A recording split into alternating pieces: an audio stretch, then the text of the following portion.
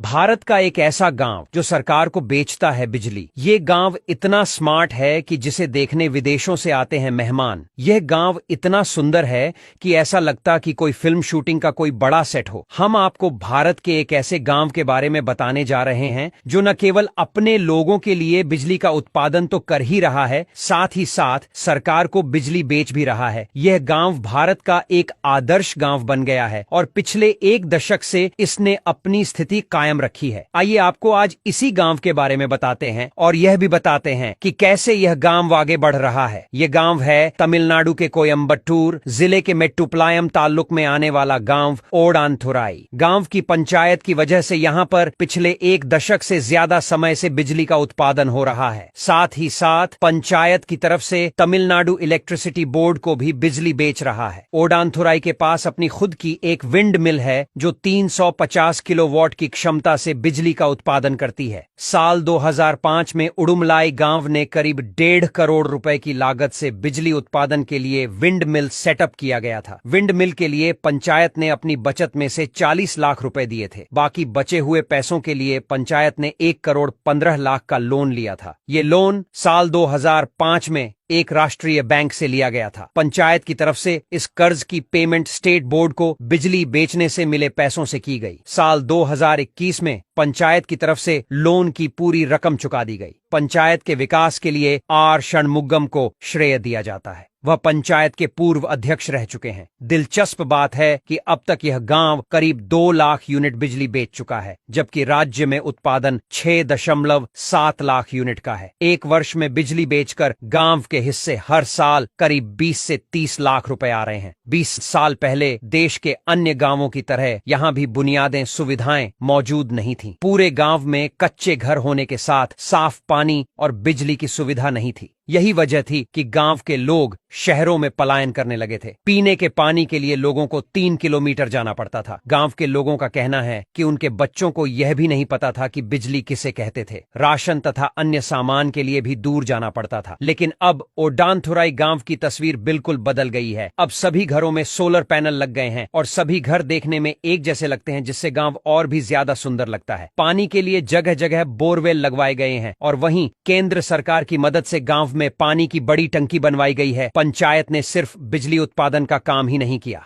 राज्य सरकार की ग्रीन हाउस स्कीम के तहत यहां पर अब तक 900 ज्यादा घरों का निर्माण भी कराया जा चुका है। ये घर उनके मालिकों को भी सौंपे जा चुके हैं। षणमुगम को 1996 से 2006 तक हर बार गांव की जनता ने उन्हें चुना था। वह सिर्फ 10वीं पास हैं और इससे लोगों को कोई फर्क नहीं पड़ा। तमिलनाडु का यह वो गांव है जिसे देखने विदेशों से लोग आते हैं। इसके अलावा कॉलेज के प्रोफेसर और कई IAF ऑफिसर्स भी गांव को देखने आते हैं। ऐसे और गांव का विकास करने के लिए क्या क्या उपाय किए जा सकते हैं और आप